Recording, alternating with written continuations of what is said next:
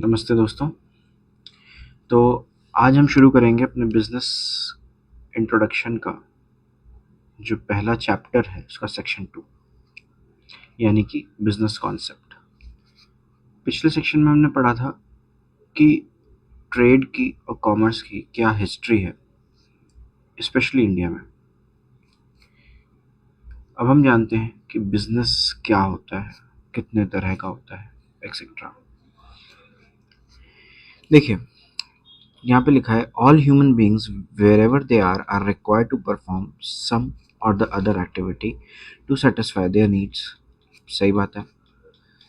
They pursue different occupations to earn a livelihood and to get some psychological satisfaction, या जिसे कह सकते हैं पर्सनल सेटिस्फैक्शन। मतलब कि हम सभी लोग रेगुलरली कुछ ना कुछ काम करते रहते हैं। कोई कुछ काम हमारे इसलिए होते हैं कि जिससे हम कुछ अर्न कर सकें, अपना घर चला सकें, अपने रोज़मर्रा की जो ज़रूरत की चीज़ें हैं वो खरीद सकें। लेकिन कुछ चीज़ें हम इसलिए करते हैं क्योंकि हम चाहते हैं ऐसा करना, हमें लगता है कि हम उससे खुश हो रहे हैं, या हमें किसी न किसी तरीके का साइकोलॉजिकल सेटिस्फैक्शन उन चीज़ों से मिलता है, उन कामों से मिलता है। ऐसी कई एक्टिविटीज़ जो हम रोज़मर्रा में करते हैं, इनको दो तरीके से डिवाइड किया जा सकता है। पहला, जिसमें हमें डायरेक्ट इकोनॉमिक बेनिफिट दिखाई देता हो, जैसे कि ऑफिस में जाके काम करना, कोई दुकान चलाना, डॉक्टर या लॉयर एक्सेट्रा के रूप में प्रैक्टिस करना। और कुछ होते हैं जो डायरेक्टली इकोनॉमिक बेनिफिट नहीं प्रोवाइड करते, जैसे कि घर में खाना बनाना अपने, कहीं खेलने जाना, स्कूल जाना या मंदिर जाना एक्सेट्रा। तो इसीलिए इस बेसिस पे ह्यूमन एक्टिविटीज़ को दो तरीके से डिवाइड कर दिया गया है। एक हो गई इकोनॉमिक, पहली वाली, और एक हो गई नॉन इकोनॉमिक। हालांकि कुछ एक्टिविटीज़ होती हैं जो केवल और केवल सिचुएशन पे बेस्ड होने के कारण या पर्पस पे बेस्ड होने के कारण कभी इकोनॉमिक तो कभी नॉन इकोनॉमिक में आ जाती है। वो क्यों ऐसे चेंज कर रही हैं जगहें, क्यों वो कभी इकोनॉमिक कभी नॉन इकोनॉमिक में गिनी जा सकती हैं, उसके डिफरेंस से ही हमें इन दोनों एक्टिविटीज़ का भी मेजर डिफरेंस पता चल जाता है। देखिए, इकोनॉमिक एक्टिविटीज़ क्या है? Activities which are undertaken by people with the object of earning money are known as economic activity, obviously. ठीक है, जहाँ पे भी पैसे की बात आ जाए, स्पेशली हमारे काम के बदले पैसे, ना कि हमारे ही दो बैंक अकाउंट के बीच में मनी ट्रांसफर जैसा पैसे, वो नहीं। जब आप कोई काम कर रहे हो पैसे के बदले या पैसा अर्न करने के मोटिव से, तो वो काम इकोनॉमिक एक्टिविटी है। मान लीजिए आप कहीं गए, आपने पूरे दिन वहाँ पे श्रमदान किया, आपने कोई कोई भी मेहनत का काम किया, मैनुअल वर्क, और उसके बदले आपको 500 रुपये मिलने थे, तो वो इकोनॉमिक एक्टिविटी रहेगी, भले ही आपके 500 रुपये आपको मिले हों या ना मिले। ठीक है, क्यों? क्योंकि उसके पीछे पर्पस मनी था, वो एक्टिविटी करने के पीछे जो मोटिव था वो मनी था। वहीं अगर आप अपने एक बैंक अकाउंट से जो बैंक ए में है पैसा ट्रांसफ़र करते हो बैंक बी में, जिसमें भी आप ही का अकाउंट है, तो यहाँ पे मनी आ रहा है, कोई एक्टिविटी है ये, लेकिन इकोनॉमिक नहीं है, क्योंकि इसमें मनी एक गुड है या एक एक्टिविटी के अंदर आने वाला आइटम है, ना कि एक फैक्टर उस एक्टिविटी का। जब भी कोई एक्टिविटी होती है तो वो अक्सर बायलेटरल होती है, उसके दो फैक्टर होते हैं, एक जो आपने काम किया वो, और दूसरा मनी, मतलब दूसरी तरफ से मनी आ रहा है, इधर से आपका काम जा रहा है। ठीक है, ऐसा आप अकाउंट्स में भी जर्नल एंट्री के रूल्स पढ़ते समय सीखोगे, मैं जब पढ़ाऊंगा तो भी आपको ये रिमाइंड कराऊंगा। अच्छा, अब आ जाते हैं बेसिक एग्जांपल्स पे। ठीक है, अभी तो मैंने आपको बहुत टेक्निकल एग्जांपल दे दिए, बहुत डीप जाके। ठीक है, बेसिक एग्जांपल्स क्या है? कोई भी फैक्ट्री में गुड्स प्रोडक्शन हो रहा है, इकोनॉमिक एक्टिविटी है, क्योंकि वो गुड्स सेल करने के लिए बनाए जा रहे हैं। Distribution of goods by wholesaler और रिटेलर। होलसेलर है वो अलग अलग रिटेलर्स को गुड्स दे रहा है, रिटेलर है वो अलग अलग कस्टमर को गुड्स डिस्ट्रीब्यूट कर रहा है। तो क्यों कर रहा है? उसके बदले वो पैसे ले रहा है। वर्किंग इन अ फैक्ट्री, कोई व्यक्ति ए है वो काम कर रहा है फैक्ट्री में, तो क्यों? वो अपने वेजेस के लिए काम कर रहा है। ठीक है, practising as a doctor, lawyer, working as a teacher in a school, ये सब क्या है? इकोनॉमिक एक्टिविटीज़ है। वही, अच्छा टाइप्स पे भी हम आएंगे, ज़रा सा नॉन इकोनॉमिक को भी पहले देख लें। नॉन इकोनॉमिक एक्टिविटी क्या है?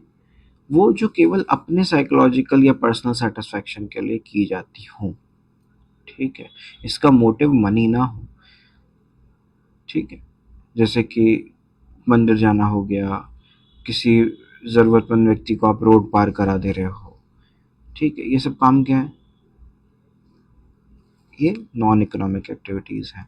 आप टीचर हो, जब आप स्कूल जाके पढ़ाते हो, देखिए एग्जाम्पल बड़ा अच्छा सा दिया गया है, मैंने भी कहा था ना आपसे कि कुछ काम ऐसे हैं जो सेम काम सिचुएशन के बदलने से, मोटिव के बदलने से इकोनॉमिक से नॉन इकोनॉमिक हो जाते हैं। तो वैसे ही एक टीचर जो है स्कूल में पढ़ा रहा है तो इकोनॉमिक एक्टिविटी है, क्योंकि उसकी सैलरी उसे मिल रही है। लेकिन वही टीचर अपने बेटे को घर पे पढ़ा रहा है तो नॉन इकोनॉमिक एक्टिविटी है, क्योंकि उसके पीछे उसका कोई मॉनेटरी बेनिफिट का पर्पस नहीं है, उसका सेटिस्फैक्शन है कि हाँ उसका बेटा अच्छा पढ़ जाए। एक फार्मर है, वो क्रॉप प्रोड्यूस कर रहा है क्योंकि उसको बेचने हैं मार्केट में, तो इकोनॉमिक एक्टिविटी है। लेकिन उसी कल्टिवेटेड क्रॉप में से जो पोर्शन अपने सेल्फ कंजम्पशन के लिए रख रहा है, वो पोर्शन उसका नॉन इकोनॉमिक एक्टिविटी था, ठीक है। हाँ वापस जाते हैं इकोनॉमिक एक्टिविटी के टाइप्स। तो मेनली ब्रॉडली कहा जा सकता है कि तीन कैटेगरी में डिवाइड किए गए हैं: business, profession and employment. Business, जब कभी भी आप खुद से सेल्फ एम्प्लॉयमेंट के तरीके से कोई एक चीज़ क्रिएट करते हो, कोई एक सर्विस या गुड मैन्युफैक्चरिंग क्रिएट करते हो, तो वो बिजनेस कहलाता है। उसमें प्रोडक्शन हो सकता है, परचेज हो सकता है, सेल हो सकता है, डिस्ट्रीब्यूशन हो सकता है, सर्विसेज हो सकता है, ठीक है। इसमें मेन ऑब्जेक्टिव क्या होता है? आपका प्रॉफिट अर्न करना। जो भी आपने पैसे लगाए, जो मेहनत करी, बिजनेस खड़ा किया, अब उससे जो आपको इनकम हो रही होगी उसमें काफ़ी पोर्शन तो आपका जाएगा, जो खर्चा है आपका उसमें, लेकिन जो बचेगा वो क्या होगा? प्रॉफिट होगा। तो मेन मोटिव आपका ये होता है कि वो जो पैसा इनवर्ड्स आए वो ज़्यादा हो ताकि आपको प्रॉफिट हो। जैसे फिशिंग हो गई, माइनिंग हो गई, फार्मिंग हो गई, मैन्युफैक्चरिंग हो गई, होल सेल्स हो गया, ठीक है। बिजनेस आप नॉर्मल भाषा में, आम भाषा में तो जानते ही हो किस किन किन चीज़ों को कहते हैं। एम्प्लॉयमेंट भी आप जानते हो, पहले मैं एम्प्लॉयमेंट पे आऊँगा क्योंकि प्रोफेशन पे मैं बाद में आना चाहता हूँ। एम्प्लॉयमेंट, जब आप अपने लिए नहीं किसी और के लिए काम करते हो, जब आप किसी और कंपनी, किसी और पर्सन के लिए काम करते हो और उससे आप एक फिक्स्ड या fix plus incentive based remuneration पाते हो, तो उसे क्या कहते हैं? एम्प्लॉयमेंट कहते हैं। आप या पर्सन ए जो किसी के यहाँ काम करने जा रहा है वो एम्प्लॉय है, और जिसके यहाँ काम करने जा रहा है वो उस समय एम्प्लॉयर है। और किस चीज़ के बदले? सैलरी या वेजेस के बदले। कभी कभी कुछ लोग कमीशन के लिए भी करते हैं ऐसा, या आजकल बहुत सारे remuneration commission plus salary, commission plus wages based हो गए। अच्छा, क्या क्या एग्जांपल्स हैं इसके? जैसे कि किसी ऑफिस में वर्क करना, बैंक में वर्क करना, इंश्योरेंस कंपनी में काम करना, शॉप पे काम करना, कहीं पे मैनेजर होना, क्लर्क होना, प्यून होना, है ना। इस तरीके की चीज़ों को एम्प्लॉयमेंट कहा जाता है। अब बात आती है कि फिर ये प्रोफेशन है क्या? ये प्रोफेशन कहीं ना कहीं वो चीज़ें हैं जो ना ही पूरी तरह बिजनेस है और ना ही पूरी तरह एम्प्लॉयमेंट है।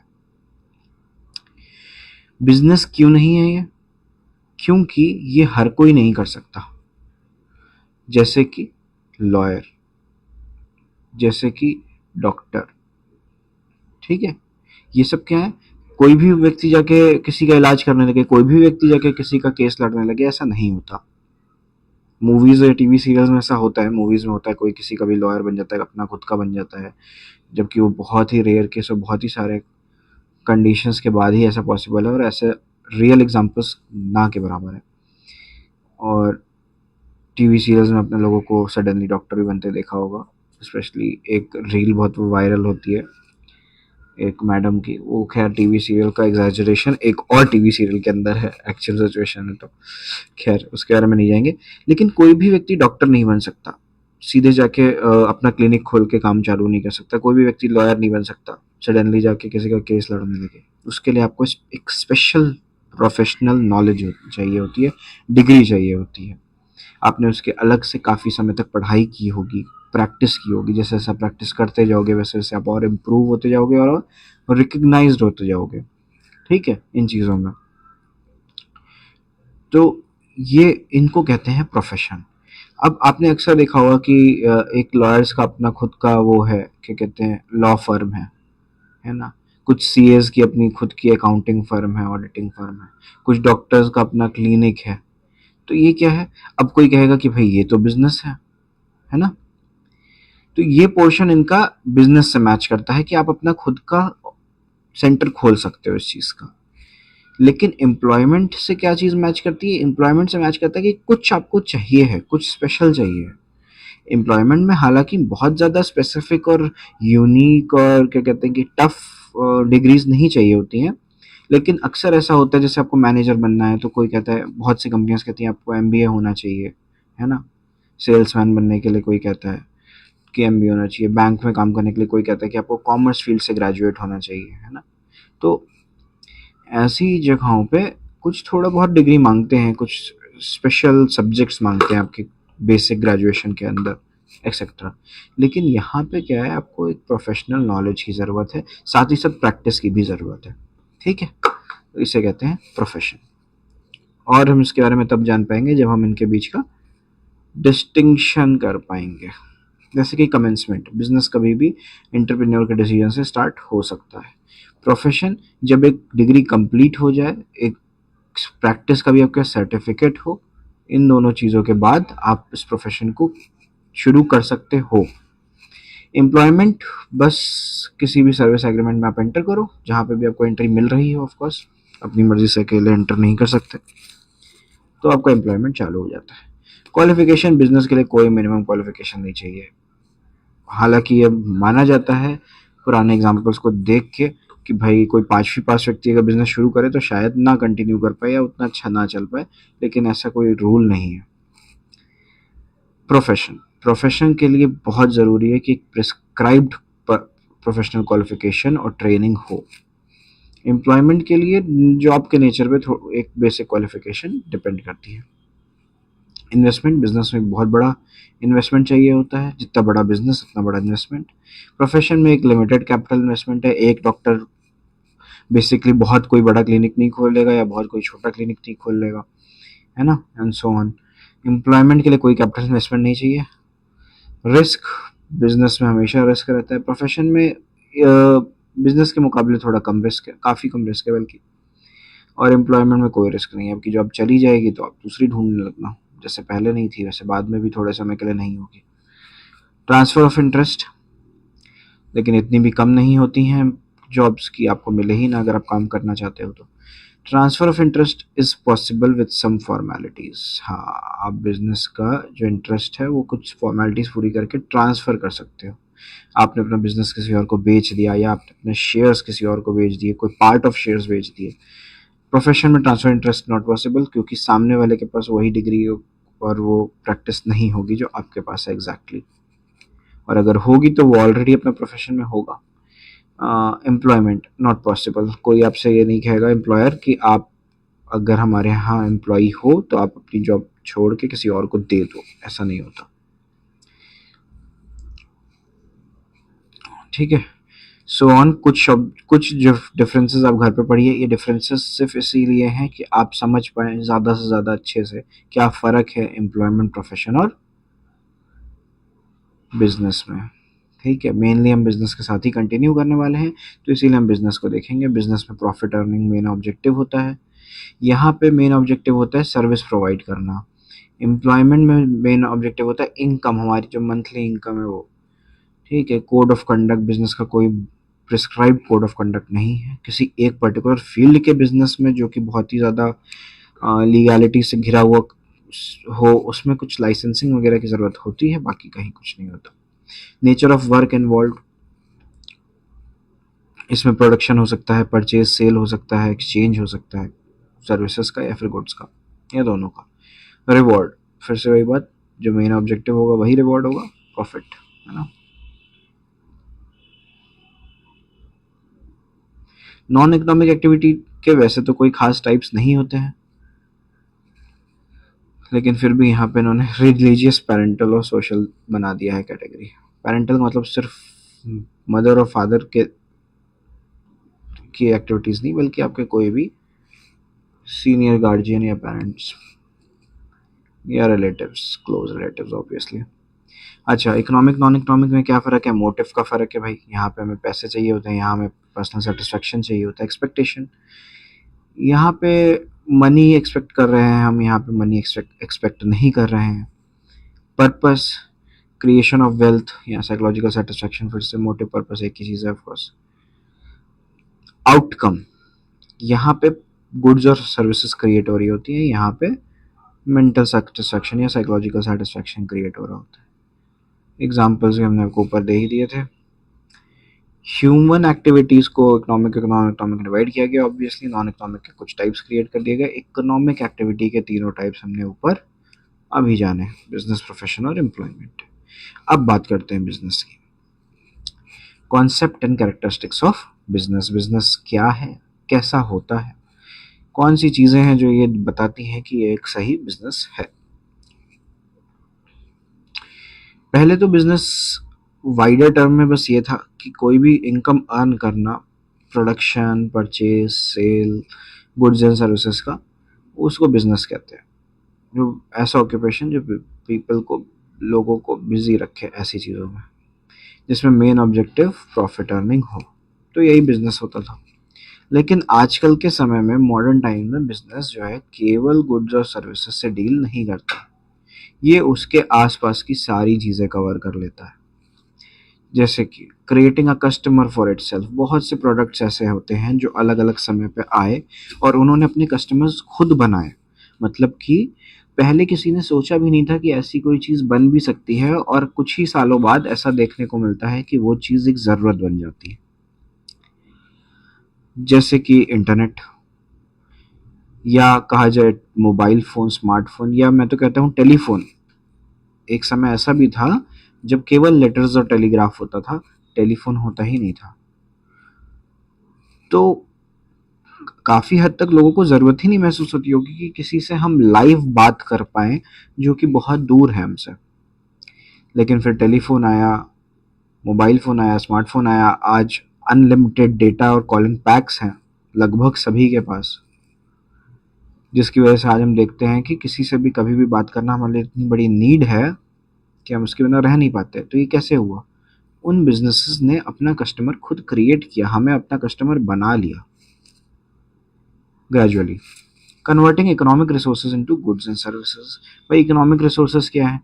ह्यूमन रिसोर्स है, फंड्स हैं, ठीक है, लैंड है, और क्या कह सकते हैं, एंटरप्रेन्योर्स हैं जिनमें बिजनेस करने की क्षमता है। ऐसे लोगों को हम गुड्स एंड सर्विसेज में कैसे कन्वर्ट करते हैं? बिजनेस क्रिएट करके। उन सबको मिला के हम बिजनेस बनाते हैं। एक लैंड होता है जिसमें, जिस जगह पे बिजनेस करा जा रहा होता है, कुछ फंड्स लिए जाते हैं सोसाइटी से एज इकोनॉमिक रिसोर्स से, कुछ लोग लिए जाते हैं जो उसमें काम करें, एक एंटरप्रेन्योर होता है जो ये सब चीज़ें कर रहा होता है डिसाइड, तब ये बिजनेस से गुड्स या सर्विसेज प्रोड्यूस होने लगता है। ठीक है। इनोवेटिंग न्यू प्रोडक्ट और सर्विसेज, कुछ नई चीज़ें बनाना, ये भी बिजनेस का काम है। रिसर्च करना, डेवलपमेंट करना, है ना। मार्केटिंग दीज इनोवेटिव प्रोडक्ट्स, फिर इन इनोवेटिव प्रोडक्ट्स को मार्केट करना। आजकल आप देखते होंगे स्पेशली यूट्यूब और इंस्टा रील्स वगैरह पे कि बहुत सारे गैजेट्स और फोल्डेबल फर्नीचर्स, होम इम्प्रूवमेंट की ऐसी चीज़ें आने लगी हैं जो हम नहीं सोच पाते थे कि ऐसी भी हो सकती हैं। हमारे दिमाग में बस एक आइडिया होता था कि यार ऐसा भी कुछ होता तो कितना अच्छा होता, और कुछ ही समय में हम देखते हैं कि वैसी चीज़ें मौजूद हैं और बिक रही हैं। ठीक है।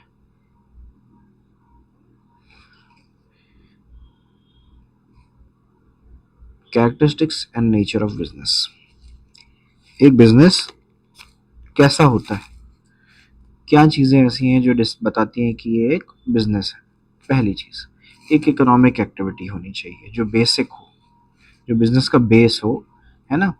वो क्या हो? एक इकोनॉमिक एक्टिविटी हो, चाहे वो कोई गुड प्रोड्यूस करना हो, चाहे वो कोई सर्विस प्रोड्यूस करना हो, चाहे वो किसी गुड का एक्सचेंज हो, परचेज और सेल हो, है ना, फ्री सेलिंग।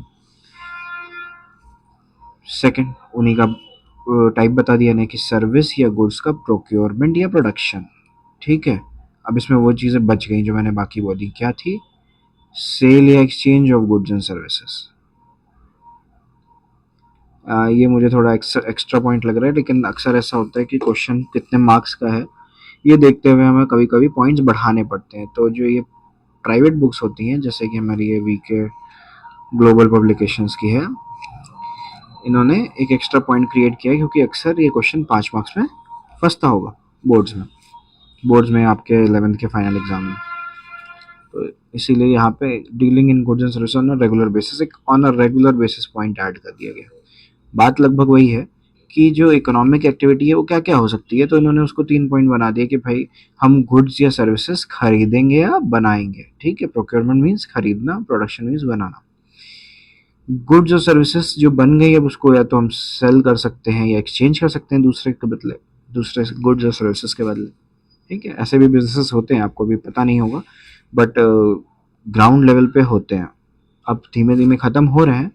शायद आपको 11th में अगर हो तो कुछ 20% बच्चों ने ज़रूर देखे होंगे अपने मोहल्लों में बचपन में, बर्तन वाले आते थे जो कबाड़ आपके घर का या पुराने कपड़े पुराने बर्तन लेके नया बर्तन देते थे। ऑफ कोर्स उसकी क्वांटिटी कम होती थी ताकि उन्हें प्रॉफिट हो, लेकिन वो गुड्स के बदले गुड्स एक्सचेंज करते थे, वो भी एक बिजनेस ही है। ऐसे ही लार्जर स्केल पे भी कुछ बहुत ही रेयर एग्जांपल्स मौजूद हैं। Dealing in goods and services on regular basis, रोज़मर्रा के कामों में हम गुड्स और सर्विसेज से डील कर रहे हैं। जैसे फॉर एग्जांपल कि कोई व्यक्ति है जो अपना घर बेच रहा है, पैसे उसको पैसों की ज़रूरत है या उसको नया घर खरीदना है, तो वो बिजनेस नहीं कर रहा। लेकिन कोई है जो कई सारे घर रेगुलर बेसिस पे खरीदता है और फिर उन्हीं को कुछ कुछ समय गैप करके बेचता है या इम्प्रूव करके बेचता है, तो वो कमीशन या फिर प्रॉफिट मेकिंग के लिए ऐसा कर रहा है। ठीक है, खैर इसे भी परचेज एंड सेल ही बोलेंगे, लेकिन ये इसका कॉम्बो है, तो ये थर्ड पॉइंट हो गया। ठीक है, प्रॉफिट अर्निंग, मेन पर्पस जो होता है बिजनेस का वो क्या होता है कि हम उससे प्रॉफिट अर्न कर सकें। ठीक है, कोई भी बिजनेस क्या बिना प्रॉफिट के सरवाइव कर पाएगा? नहीं सरवाइव कर पाएगा। जीरो प्रॉफिट जीरो लॉस पे भी कोई बिजनेस हमेशा के लिए नहीं चल सकता। ठीक है, अनसर्टेनिटी ग्रोथ बहुत जरूरी, अनसर्टेनिटी ऑफ रिटर्न, या जिसे हम कहते हैं वन वर्ड में रिस्क। हमारे रिटर्न, जो हमने पैसे लगाए, जो हमने एफर्ट लगाया, जो टाइम लगाया, उसके बदले हमें जो रिटर्न आना था, जो मनी मिलना था, वो अनसर्टेन है, वो ज़्यादा कम हो सकता है, वो नहीं मिल सकता है, हो सकता है, तो उसको क्या बोलते हैं? रिस्क, चांसेस होते हैं कुछ। ठीक है, तो जिसमें रिस्क के चांस हो, जो प्रॉफिट अर्निंग हो, जिसमें गुड्स और सर्विसेज से या तो डेली डील कर रहे हो या गुड्स या services produce procure sale exchange कर रहे हो, जो कि एक इकोनॉमिक एक्टिविटी हो, वही कहलाता है बिजनेस। ठीक है, आगे बढ़ते हैं।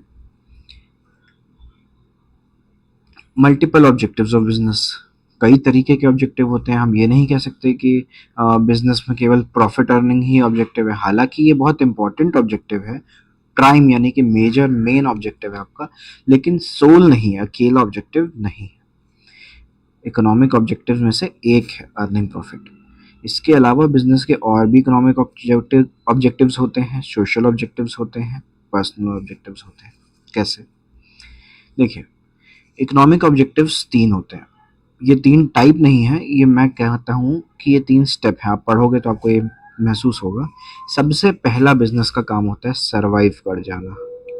ऐसा ना हो कि आपने 2 लाख रुपए लगा के कोई एक शॉप शुरू करी और कोई भी खरीदार नहीं आया, या खरीदार आया तो बट वो इतना नॉमिनल आया कि उस दिन का जो नॉर्मल आपका बेसिक खर्च है 2 लाख रुपए तो छोड़ दीजिए, उसका इंटरेस्ट भी छोड़ दीजिए, उस जगह का कोई रेंट, या आप अगर कहीं काम कर रहे हो अपने ही बिजनेस में सही, तो आपके दिन भर का जो वेज इक्विवेलेंट होना चाहिए वो अमाउंट, बिजली का बिल, आपका रॉ मटेरियल, है ना, तो इन सब चीज़ों का खर्चा भी अगर आपका उस दिन के कस्टमर या उस दिन के परचेज लोगों करने वाले लोगों से नहीं निकल पा रहा है, ये मैं एग्जांपल दे रहा हूँ केवल, ऐसे बहुत से सिचुएशंस आ सकती हैं जो ये प्रूव करें कि भाई आपका बिजनेस सरवाइव ही नहीं कर पा रहा है, आज नहीं तो कल आपका पूरा पैसा इसमें जो लगा है वो डूब जाएगा और ये बिजनेस बंद हो जाएगा। ठीक है? तो ऐसा नहीं होना चाहिए। आपके बिज़नेस का पहला ऑब्जेक्टिव इसीलिए क्या होता है कि हम सर्वाइव कर जाएँ। भले ही ज़ीरो प्रॉफ़िट ज़ीरो लॉस में चलें, प्रॉफ़िट ना हो लेकिन लॉस भी ना हो। पहले हम इस बिज़नेस में खड़े हो जाएँ, हमारे पास इतने कस्टमर्स आने लगें कि हमारा खर्चा निकलना लगे। तो ये हमारा पहला इकोनॉमिक ऑब्जेक्टिव है। सेकंड आता है आपका प्रॉफ़िट। फिर जब आपका बिज़नेस सर्वाइव कर गया है तो अब सिर्फ़ सर्वाइवर के लिए तो आपने बिज़नेस खोला नहीं था। तो आपका सेकंड ऑब्जेक्टिव क्या होता है कि हमें प्रॉफिट मिलने लगे। हम ₹2 लगा रहे हैं तो हमें ₹2.25 मिलने लगे, हैं? तो ये होता है प्रॉफिट। जब आपका प्रॉफिट रेगुलर वे में आने लगता है, आपके सारे खर्चे निकल रहे हैं, आपको अलग से इनकम हो रही है, तब आप सोचते हो कि इतने से पे हम क्यों रुकें? तो आपका थर्ड इकोनॉमिक ऑब्जेक्टिव क्या है? ग्रोथ, अपने बिज़नेस को बढ़ाना। आपने जिनसे पहले लोन लिया या अपने पास से पैसे लगाए हैं उसका इंटरेस्ट निकल रहा है। अब आप और मार्केट से पैसा या शेयर्स के थ्रू पैसा या बैंक से लोन लेके पैसा उठा रहे हो और बिजनेस को और एक्सपैंड कर रहे हो, उसके असेट्स, उसका लैंड स्कोप बढ़ाते हो जिससे कि प्रॉफिट भी आपका बढ़े। फिर आते हैं सोशल ऑब्जेक्टिव्स, जो कि इकोनॉमिक नहीं है, सोशल है, सोसाइटी के लिए। जैसे कि supply of desired quality of products. आप बिजनेस खड़ा करोगे तो आप खुद ये नहीं चाहोगे कि हम लोगों को कैसा भी काम चलाऊ प्रोडक्ट दे दें। क्यों? क्योंकि उससे आपका बिजनेस ज़्यादा दिन नहीं चलेगा। ठीक है? तो कहीं ना कहीं इससे आपको ही फायदा है, लेकिन आप क्यों ऐसा करोगे? सोसाइटी के लिए, कि सोसाइटी को अच्छा सामान मिले। Avoidance of unfair trade practices. कोशिश आपकी हमेशा ये रहनी चाहिए, आप हमेशा ये चाहोगे कि गलत तरीके से काम हम ना करें। जैसे कि ब्लैक मार्केटिंग हो गया, एडल्ट्रेशन हो गया, मिलावट, होर्डिंग हो गया। जैसे फॉर एग्जांपल आप सब्जियों के होलसेलर हो, आपको पता चला प्याज महंगी होने वाली है, आपने उठाया मार्केट से प्याज और खूब सारा अपने वेयर हाउस में रख लिया कि जैसे जैसे प्याज महंगा होता जाएगा मैं यहाँ से प्याज आउट करता जाऊँगा, सस्ते में खरीद के बहुत महंगे में बेचूंगा। ओवर चार्जिंग, जितनी उसकी कीमत नहीं है, जितना उस पर प्रॉफिट, एक नॉर्मल प्रॉफिट जो होता है वो मिला के उसका चार्ज नहीं बनता, उससे ज़्यादा आप चार्ज कर रहे हो। इस तरीके के एंटी सोशल और अनफेयर ट्रेड प्रैक्टिस से हमें बचना चाहिए। ठीक है? क्योंकि इससे सोसाइटी को नुकसान होता है। एम्प्लॉयमेंट जनरेशन, सोसाइटी को फ़ायदा होगा अगर आपका बिजनेस बहुत बढ़ता है। जैसे कई बार लोग टाटा, अंबानी एक्सेट्रा को बहुत बुरा भला बोलते हैं कि वो तो कितने अमीर हैं एक्सेट्रा है। देखिए, बहुत इम्पोर्टेंट बात है ये समझना कि गवर्नमेंट एम्प्लॉयमेंट ही सब कुछ नहीं है। अगर आप एम्प्लॉयमेंट की तरफ जा रहे हो या कोई भी एम्प्लॉयमेंट की तरफ जा रहा है, तो गवर्नमेंट एम्प्लॉयमेंट सब कुछ नहीं है, क्योंकि गवर्नमेंट प्रॉफिट के लिए काम नहीं करती है। गवर्नमेंट पब्लिक वेलफेयर के लिए सोलली काम करती है। तो उसके पास एक्सेसिव पैसा नहीं आ रहा कि वो सबको काम पे रख ले। ठीक है? इसीलिए ज़रूरी है कि कस्टमर सेटिस्फैक्शन के लिए पब्लिक को अच्छी क्वालिटी के, देखिए आप प्राइवेट की तरफ भागते हैं जब भी आपको कुछ चाहिए होता है, चाहे भले ही गवर्नमेंट में वो अवेलेबल हो। क्यों? क्योंकि क्वालिटी आपको अच्छी मिलती है, स्टैंडर्ड मिलता है एक। तो उन चीज़ों को बनाने के लिए और जो लोग अनएम्प्लॉयड हैं उनको एम्प्लॉयमेंट प्रोवाइड करने के लिए बिजनेसेस का बड़ा होना ज़रूरी है। हालांकि हमेशा ही ये कहा जाता है कि एक बिजनेस के बड़े होने से बेटर है कि 4 और छोटे बिजनेस ओपन हो जाए। बिल्कुल सही बात है। लेकिन अब वो कोई नहीं ओपन कर पा रहा है या उससे रिलेटेड फैसिलिटीज़ अवेलेबल नहीं है, तो इसका बढ़ना भी कोई ख़राब बात नहीं होती है, क्योंकि जब ये बढ़ेगा तो ये और लोगों को एम्प्लॉयमेंट देगा ही देगा। ठीक है? एम्प्लॉयमेंट जनरेशन भी बिजनेस का एक ऑब्जेक्टिव है, सोशल ऑब्जेक्टिव। सोशल सर्विस और कम्युनिटी सर्विस। इसके बाद आता है डायरेक्टली, अभी तक आप देख रहे थे जिससे कहीं ना कहीं बिजनेस को भी फायदा हो रहा था, जो 3 पॉइंट्स थे सोशल ऑब्जेक्टिव होने के बावजूद, बट ये होते हैं सिंपली सोशल ऑब्जेक्टिव जिसे कहा जा सकता है। सोशल सर्विस, कम्युनिटी सर्विस, जैसे आपने देखा होगा कि टाटा का एक कैंसर इंस्टीट्यूट है जो एनजीओ के रूप में काम करता है ना? ऐसे बहुत सी कंपनियां हैं जो चैरिटेबल ऑर्गेनाइजेशन चलाते हैं, जहाँ पे इनके प्रॉफिट का, स्पेशली टाटा का तो मैंने जहाँ तक सुना है 70% प्रॉफिट हर साल का उनके चैरिटेबल इंस्टीट्यूशंस में जाता है। तो देखिए यहाँ पे भी लिखा हुआ है, ये एक ऐसी कंपनी है जिसका हर कोई एग्जाम्पल देता है। कहते हैं यहाँ पे एक अच्छा एम्प्लॉयमेंट पाना गवर्नमेंट एम्प्लॉयमेंट से भी बेटर है। तो ये डोनेशन के रूप में, चैरिटी के रूप में एक large amount of fund contribute करते हैं, जिससे कि ये सोसाइटी की सर्विस कर पाए, कम्युनिटी की सर्विस कर पाए। ठीक है। अवॉइडेंस ऑफ पोल्यूशन बहुत ज़रूरी है सोसाइटी के लिए। अगर बिजनेस को कुछ करना है तो मेरे हिसाब से पहला काम यही होना चाहिए, क्योंकि फैक्ट्रीज का वाटर पोल्यूशन, एयर पोल्यूशन और क्या कहते हैं कि नॉइज़ पोल्यूशन एज वेल, बहुत सी चीज़ों का ये बहुत बढ़ता जा रहा है। और जब आप बात करते हो वाटर और एयर की, तो कहीं ना कहीं सॉइल भी, वेस्टेज निकलने के बाद सॉइल भी डिप्लीट होता ही होता है। तो इस तरीके का पोल्यूशन जो हमारा इंडस्ट्रियलाइजेशन है उसके कारण बहुत तेज़ी से बढ़ रहा है। और लगभग मैंने ऐसा सुना है, आपने एक सेव सॉइल करके मूवमेंट सुना होगा। तो सेव सॉइल मूवमेंट हमें बताता है कि मात्र अगर हमने अभी कुछ भी अच्छा नहीं किया सॉइल को लेके और हम जैसे चल रहे हैं वैसे ही चलते रहे, तो मात्र 26 साल का सॉइल बचा है वर्ल्ड में। मतलब 26 साल बाद सॉइल किसी भी तरीके से उपजाऊ यानी कि फर्टाइल नहीं बचेगा, जो कि ऑब्वियसली शुरू कर देगा ह्यूमन लाइफ के ऊपर असर करना भी और भी एनिमल लाइफ के ऊपर असर करना। ह्यूमन और पर्सनल ऑब्जेक्टिव। अच्छा, अभी तक हमने बात की इकोनॉमिक ऑब्जेक्टिव्स की और सोशल ऑब्जेक्टिव्स की, है ना।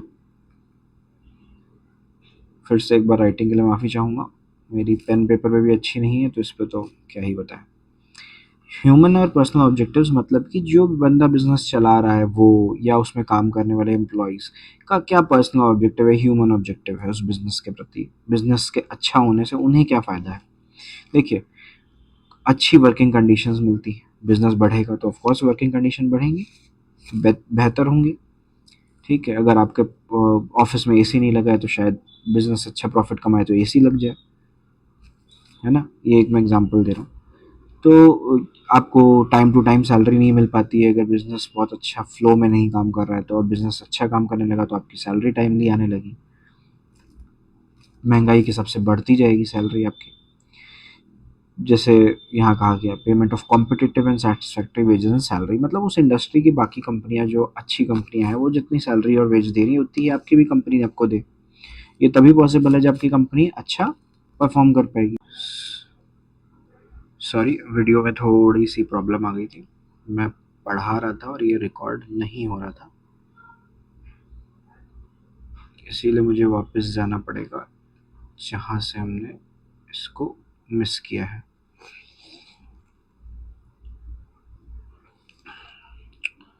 थोड़ा सा समय लूँगा आपका,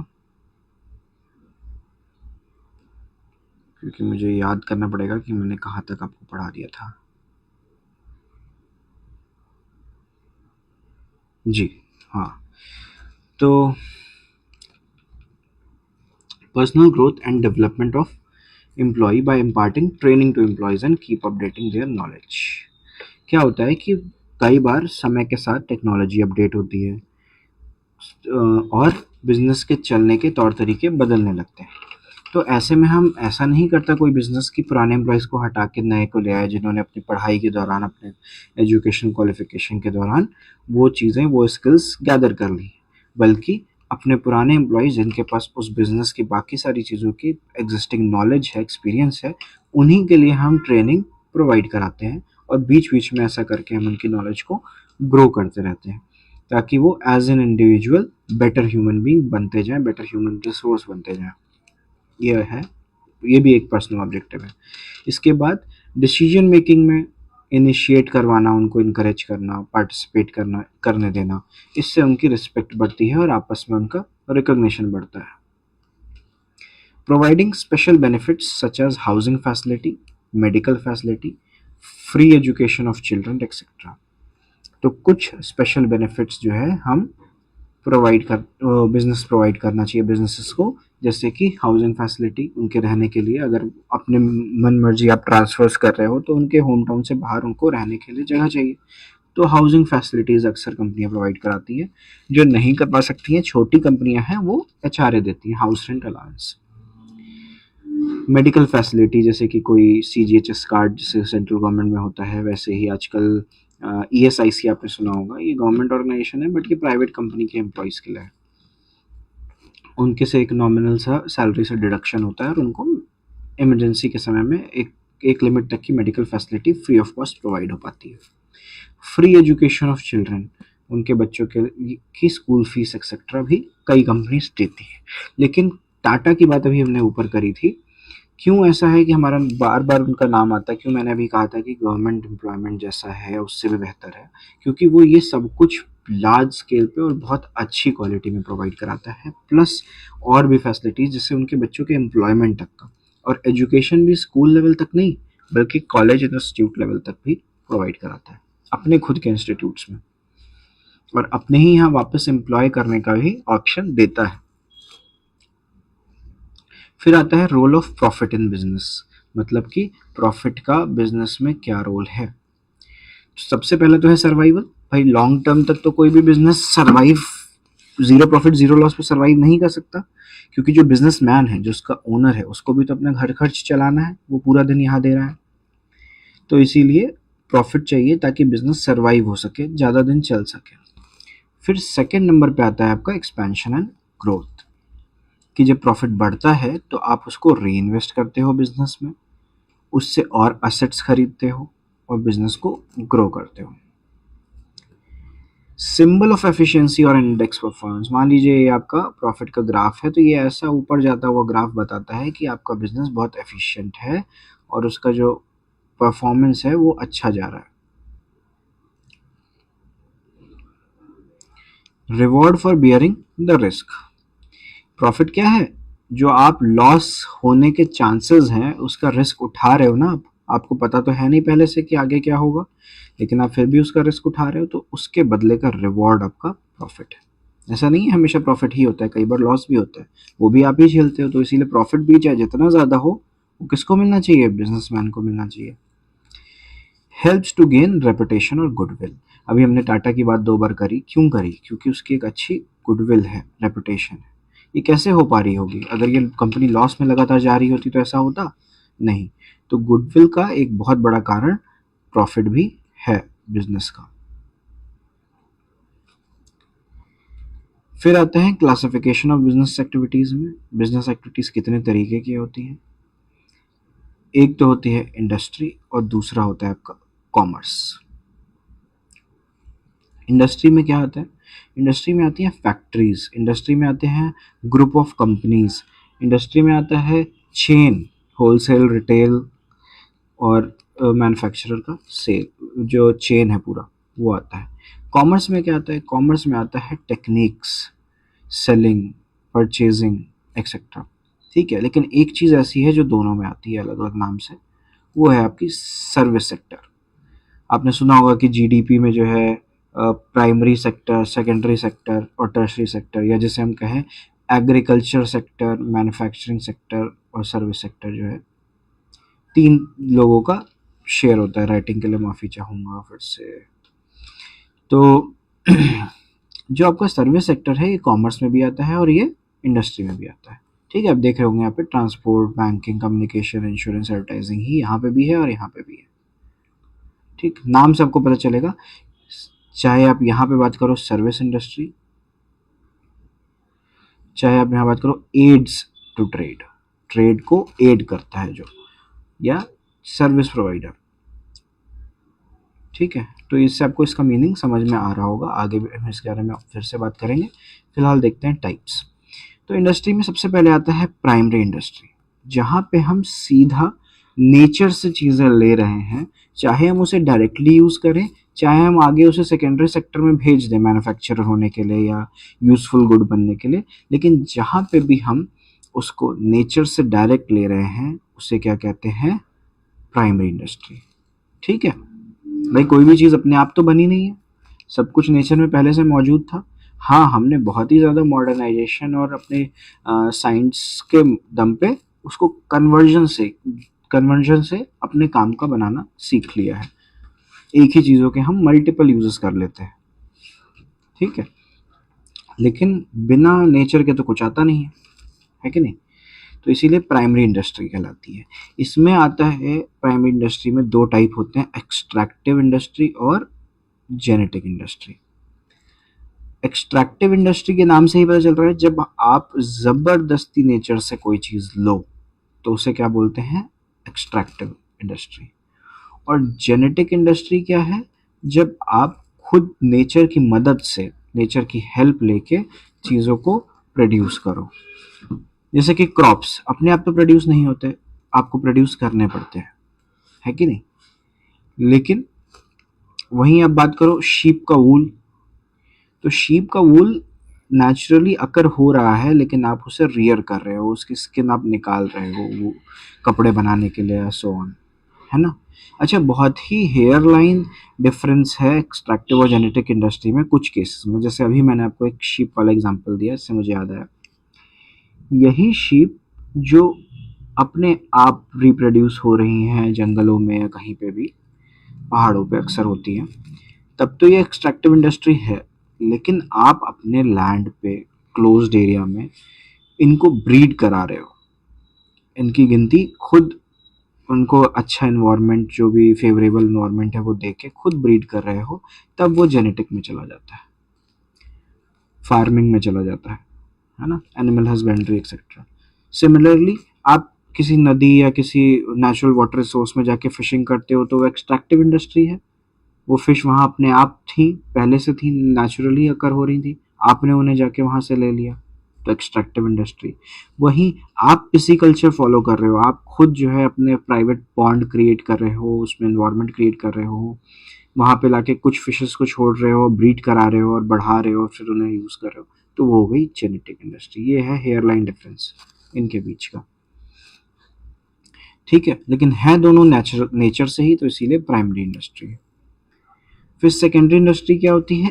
इनसे यूजफुल चीज़ें बनाना, और जैसे कि आपका मैन्युफैक्चरिंग, लगभग सब कुछ आपका, दुनिया भर की सारी फैक्ट्रीज जो आपकी हैं वो मैन्युफैक्चरिंग में आ जाती है, ठीक है?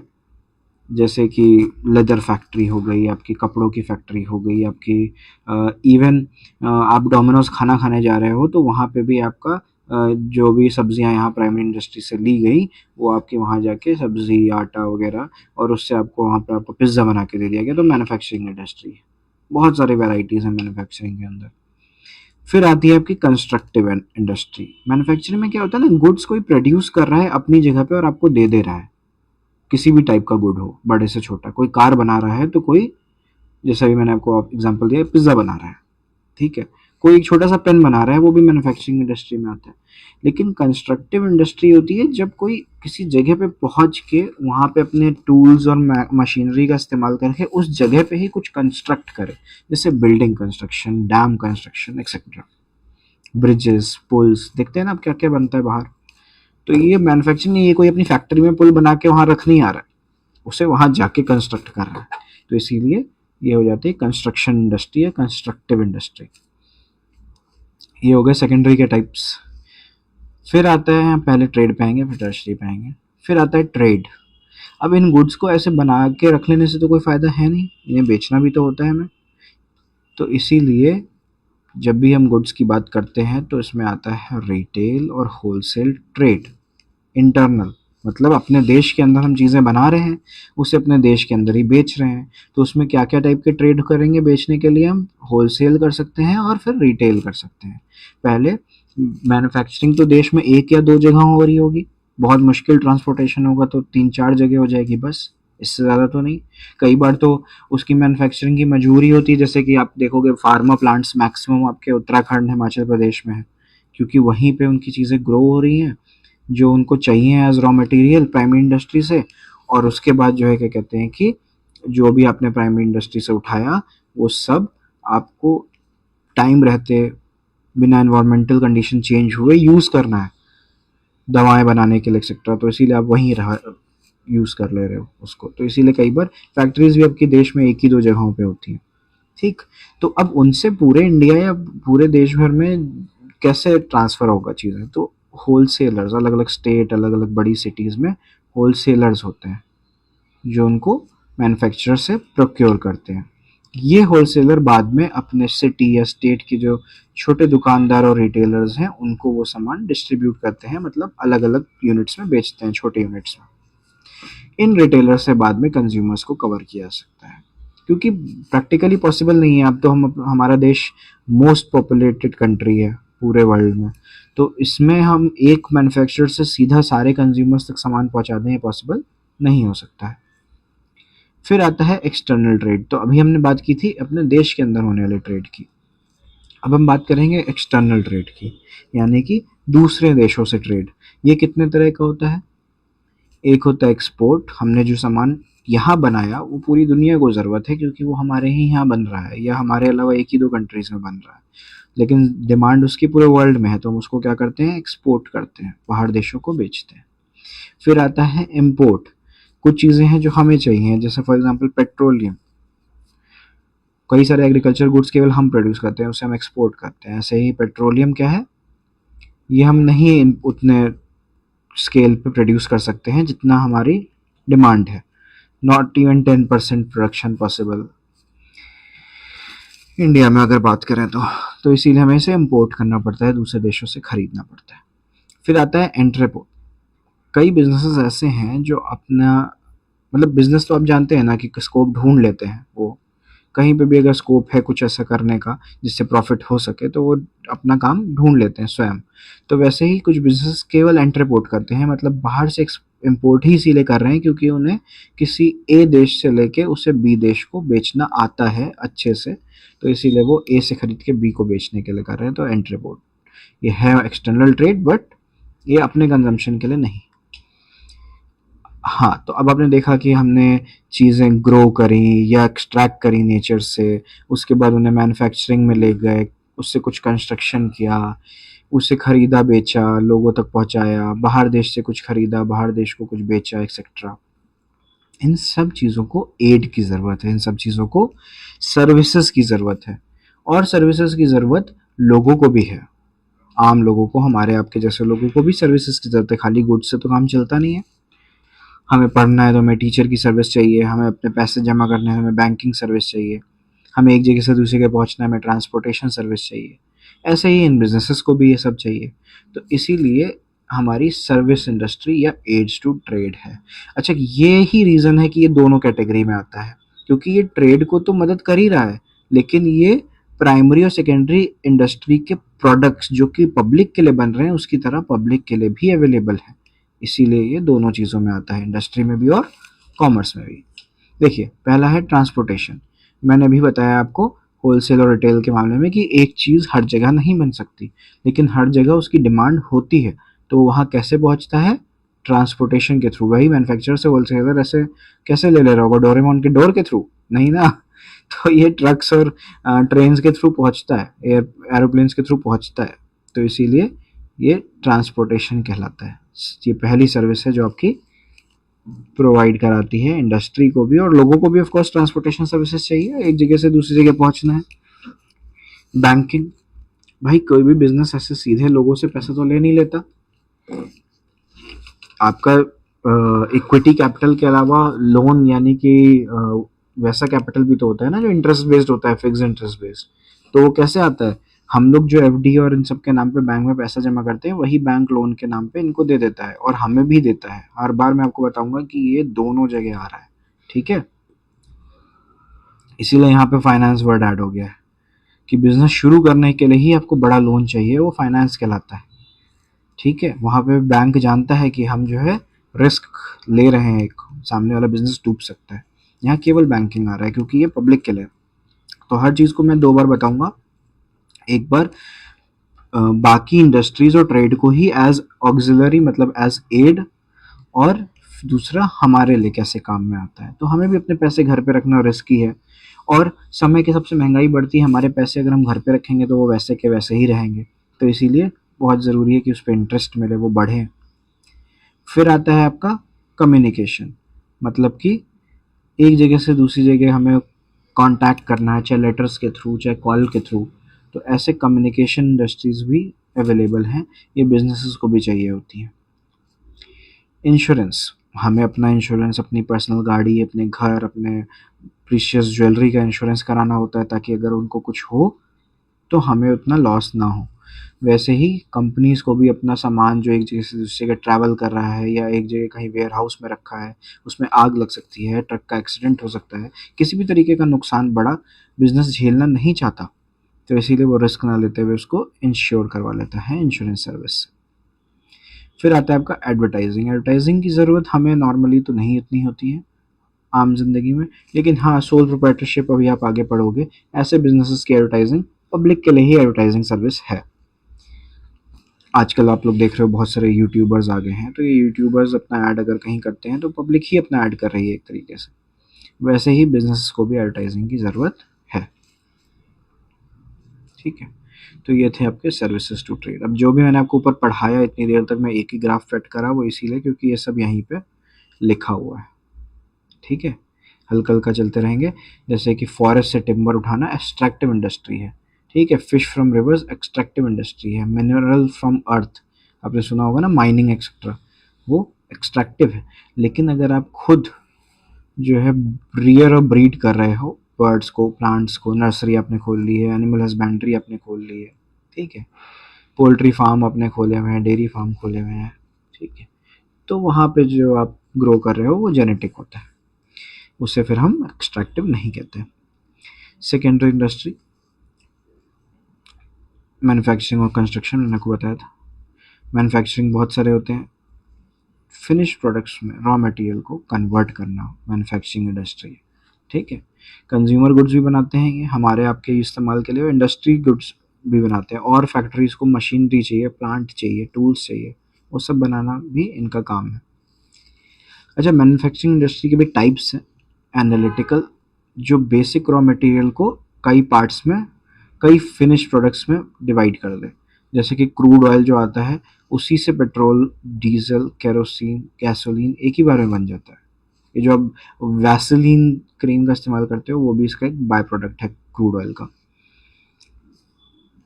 सिंथेटिक इंडस्ट्री, जिसमें क्या हो, दो या दो से अधिक मटेरियल को मिक्स करके मैन्युफैक्चर किया जा रहा हो, वो सिंथेटिक इंडस्ट्री है। क्यों? वो सिंक कर रही है, इसलिए ऐसे याद रखिएगा आप, SYNC, सिंक, है ना। एनालिटिकल में आपको पता चल रहा है कि एक चीज के कई डिवीजन। आगे बढ़ते हैं। जैसे यहाँ पे बात कर दी गई कि सोप बना दिया गया कई केमिकल्स को मिक्स करके, पेंट बना दिया गया, कॉस्मेटिक्स बना दिए गए, तो ये सिंथेटिक है। ठीक है, प्रोसेसिंग इंडस्ट्री, केवल एक रॉ मटेरियल को उठा के एक ही फिनिश गुड्स में कन्वर्ट कर देना। जैसे कि टेक्सटाइल हो गया, रुई से धागा, धागे से कपड़ा, कपड़े से गारमेंट बनता है।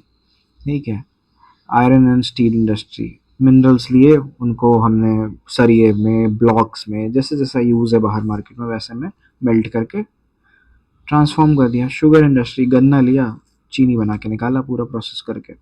ठीक है, असेंबली इंडस्ट्री, जहाँ पे फिनिश प्रोडक्ट्स बस कई सारे हैं और उनको हम एक नए फिनिश प्रोडक्ट में कंबाइन कर दे रहे हैं, मिक्स नहीं कर रहे हैं। सिंथेटिक पे मत जाइएगा, वहाँ पे रॉ मटेरियल थे दोनों, यहाँ पे दोनों फिनिश प्रोडक्ट्स हैं जिसको हम एक में कन्वर्ट करें। जैसे कंप्यूटर, आप जानते हैं, हार्ड डिस्क बनी हुई ली, रैम बनी हुई ली, मदरबोर्ड बना हुआ लिया, माउस लिया, कीबोर्ड लिया, मॉनिटर लिया, और बना के कंप्यूटर दे दिया, है ना।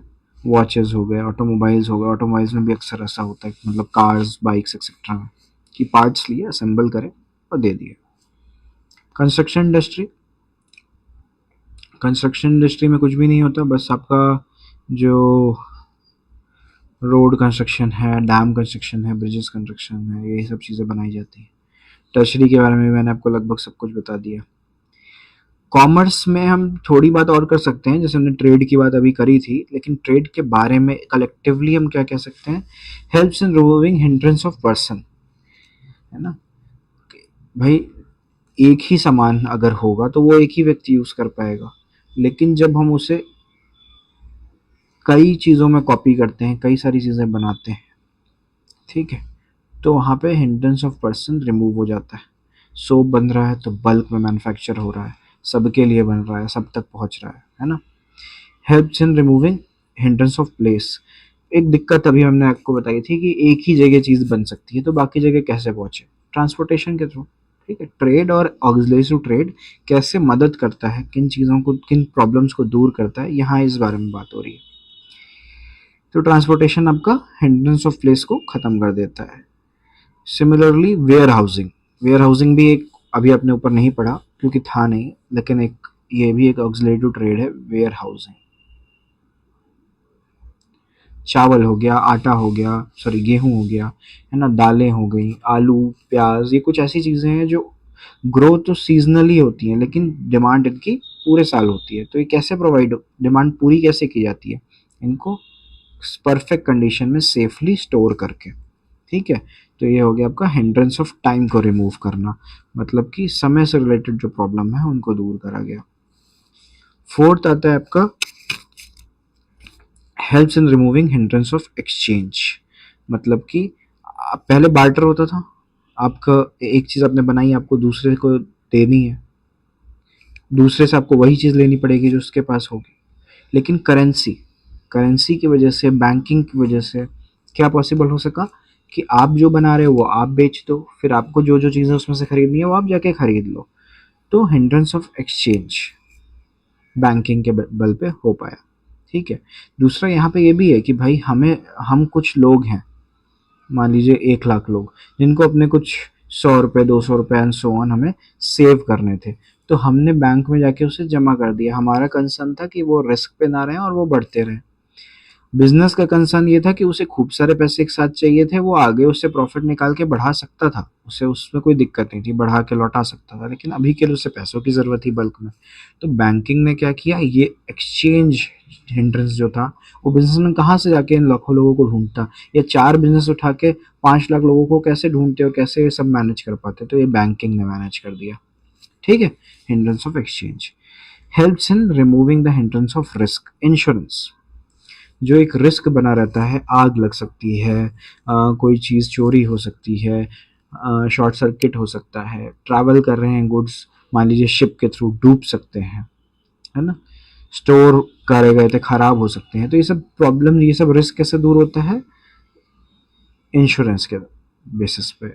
इंश्योरेंस इंडस्ट्री क्या करती है, ऐसे हज़ारों कंपनियों की चीज़ों को इंश्योर कर देती है, और बाय नेचुरल प्रोबेबिलिटी हज़ारों की चीज़ें एक साथ ख़राब नहीं हो जाएंगी, जल नहीं जाएंगी, डूब नहीं जाएंगी, 2 की 3 की होंगी।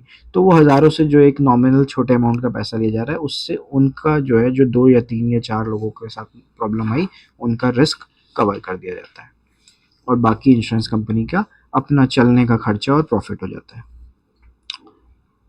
Helps in removing hindrance of knowledge, लोगों को नॉलेज की कमी है, या किसी चीज़ को, किसी किसी व्यक्ति को किसी बारे में जानकारी चाहिए, किसी बिजनेस को किसी बारे में जानकारी चाहिए दूसरे बिजनेस से, और वो नहीं पहुंच पा रही है, तो उसकी वो कैसे दूर होती है, कम्युनिकेशन, मेल्स, ईमेल्स और टेलीफोनिक कम्युनिकेशन के थ्रू ये चीज़ें दूर हो जाती है। एडवर्टाइजमेंट से भी दूर होती हैं। खैर, कई बार आपने देखा होगा, आप ही लोगों को अगर ये पता हो कि कैल्शियम जो है कंज्यूम अगर आप कर रहे हो, तो वो आपके बॉडी में एब्जॉर्ब तभी होगा जब उसके साथ आप विटामिन डी भी इनटेक करोगे। ये कई लोगों को बॉर्नवीटा एक्सेट्रा के एडवर्टाइजमेंट से पता चला, है ना। तो इस तरीके से, जैसे यहाँ लिखा है, सबको पता है कि i9 जो है लेटेस्ट माइक्रो प्रोसेसर है इंटेल कंपनी का, कैसे पता चला, एडवर्टाइजमेंट से पता चला। ठीक है, तो एडवर्टाइजमेंट और कम्युनिकेशन जो है नॉलेज के हिंड्रेंस को रिमूव करता है। अब ट्रेड, एड्स टू ट्रेड मैंने आपको पूरा बता ही दिया है। ठीक है, देख लेते हैं इसके अंदर भी कुछ ऐसा है जो छूट रहा हो। जैसे अभी मैन्युफैक्चरिंग इंडस्ट्री के टाइप्स थे, सिंथेटिक, एनालिटिकल एक्सेट्रा। फिलहाल तो कुछ भी नहीं छूट रहा। वेयर हाउसिंग शायद वहाँ ऊपर नहीं था, वो यहाँ पे कवर हो गया है, मैंने आपको बीच में बताया अभी। इसके बाद आता है आपका बिजनेस रिस्क। बिजनेस रिस्क क्या है, कोई भी आप काम कर रहे हो तो उसमें बहुत तरीके के रिस्क होते हैं। अभी आपको इंश्योरेंस समझाते टाइम मैंने बताया कि नया टेक्नोलॉजी आ गई, मान लीजिए आपका जो पूरा बिजनेस का जो प्रोडक्ट था वो अब आउटडेटेड हो गया, है ना। जैसे अभी क्या हुआ था, जियो 4G जब आया तो उन्होंने पहले ही काफ़ी सारा इन्वेस्टमेंट करके पूरे इंडिया लेवल पे तार बिछा दिए, और स्टार्टिंग में ही 4G लोगों तक पहुंचवा दिया फ्री बांट के। अब 4G के आगे 3G खत्म हो गया, तो आपने देखा यूनिनॉर और ऐसी छोटी छोटी हच वगैरह बहुत सारी कंपनीज बंद हो गई जो 3G कनेक्शंस प्रोवाइड कराती थी, क्योंकि वो आउटडेटेड हो गए। ठीक है, तो ये एक हो सकता है कि फैशन में चेंज आ जाना, टेक्नोलॉजी में चेंज आ जाना, या बहुत सारे ऐसे चीज़ें हैं। कोई आपका एक ही वेयर हाउस था बड़ा, आपकी एक ही फैक्ट्री थी, उसमें आग लग गई या समथिंग। तो इस तरीके से बिजनेस में बहुत सारे रिस्क होते हैं अनसर्टेनिटी के कारण, और ये एक एसेंशियल पार्ट है, हर बिजनेस रिस्क पे ही चल रहा है। बिजनेस का नेचर कैसा है, साइज कितना बड़ा है, इस पे रिस्क की डिग्री भी डिपेंड करती है। जितना बड़ा बिजनेस होगा उतना ही रिस्क ज़्यादा होगा। जितना क्या कहते हैं, ऐसे गुड्स का बिजनेस होगा जो कि बहुत ही फ्रेजाइल हैं या क्या कहते हैं तुरंत ख़राब हो जाने वाले हैं, जैसे मिल्क इंडस्ट्री हो गई है ना। आपने दूध जो आज प्रोसेस किया वो 4 दिन के अंदर कंज्यूमर तक पहुंच के यूज़ नहीं हो गया तो ख़त्म। तो इस तरीके से ऐसी चीज़ों का रिस्क ज़्यादा होता है ऐसे बिजनेस में। Profit is the reward for bearing risk. इन्हीं रिस्क को बियर करने का रिवॉर्ड, अभी हमने ऊपर प्रॉफिट के पर्पस में जाना था कि क्या है इसका रिवॉर्ड, प्रॉफिट है। ठीक है। कॉजेज, अब देखिए कॉजेज आ गए आपके। नेचुरल कॉजेज क्या, मान लीजिए बाढ़ आ गई, अर्थक्वेक आ गया, ड्रॉट आ गया, फेमाइन आ गया, इस तरीके की चीज़ें हुई तो बड़े लॉसेस बिजनेस को झेलने पड़ते हैं। ह्यूमन कॉजेज, मान लीजिए एम्प्लॉयज़ ही आपके जो है क्या कहते हैं कि किसी एक कंपटीटर को सीक्रेटली आपके बिजनेस सीक्रेट आउट कर रहे हैं या फ्रॉड कर रहे हैं आपके साथ, या कुछ कुछ एम्प्लॉयज़ जो केयरलेस हैं, मिस हैंडल कर रहे हैं बड़ी बड़ी मशीनरी और रिसोर्सेज को और वेस्ट कर दे रहे हैं, ख़राब कर दे रहे हैं, स्ट्राइक पे बैठ जा रहे हैं, मान लीजिए दंगा हो गया। तो इस तरीके के ये सब ह्यूमन कॉजेज हैं। ज़रूरी नहीं हर बार एम्प्लॉयज़ ही हो, है ना, दंगे जो है बाहर के लोग भी कर देते हैं, तब भी बिजनेस को लॉस हो जाता है कई बार। इकोनॉमिक कॉजेज, जैसे कि अभी देखिए 1971 में जब जनता गवर्नमेंट आई इंडिया में तो उन्होंने कोका कोला कंपनी को वापस भेज दिया। तो अब ये क्या इकोनॉमिक कॉज है। ठीक है। मार्केट चेंज हो सकती है, डिमांड कस्टमर की बदल सकती है, फैशन या उनके प्रेफरेंसेस बदल सकते हैं, ये सब क्या है, इकोनॉमिक कॉजेज है। फिजिकल कॉजेज, हाँ, अब मान लीजिए जो मैं बात कर रहा था कि टेक्नोलॉजी में चेंज आ गया, मशीनरी जो है आपकी आउटडेटेड हो गई जो आप यूज़ कर रहे हो, या जो आप प्रोडक्ट बना रहे हो वही आउटडेटेड हो गया, ये क्या होता है, फिजिकल कॉज। ठीक है। तो यहाँ आपका ये पहला चैप्टर ख़त्म होता है। पहले 2 से 3, 2 चैप्टर आई थिंक सो बहुत बड़े हैं तो इसीलिए ये 2-2 वीडियोज़ में रहेंगे। ऐसे ही आपके बुक में सेक्शन है, 2 सेक्शन है टोटल में, तो जो दूसरा सेक्शन का भी शुरुआती पहला चैप्टर है जहाँ तक, वो भी 2 वीडियो में डिवाइड रहेगा। हालांकि आपको बहुत नुकसान इसमें नहीं होगा, सिवाय इसके कि हर वीडियो थोड़ा लंबा होगा, तो हो सकता है आपको अगर मौका ना पड़े, आसान ना लगे, तो आपको 2 पार्ट्स में देखना पड़े। क्योंकि नुकसान क्यों नहीं है, क्योंकि 10 चैप्टर्स हैं। 10 चैप्टर के अगर मान लीजिए 20 वीडियो भी बन गए, जो कि बहुत बहुत ही वेग ज़्यादा बता रहा हूँ मैं, तो 20 वीडियो में एक पूरे साल का कोर्स ख़त्म करना किसी सब्जेक्ट का कोई बहुत बड़ी बात नहीं होनी चाहिए आपके लिए। ठीक है। तो जो भी आपके पॉइंट्स हों, कोई प्रॉब्लम्स हों, कमेंट्स में आप बता दीजिएगा मुझे, तो मैं आगे इम्प्रूव करूँगा।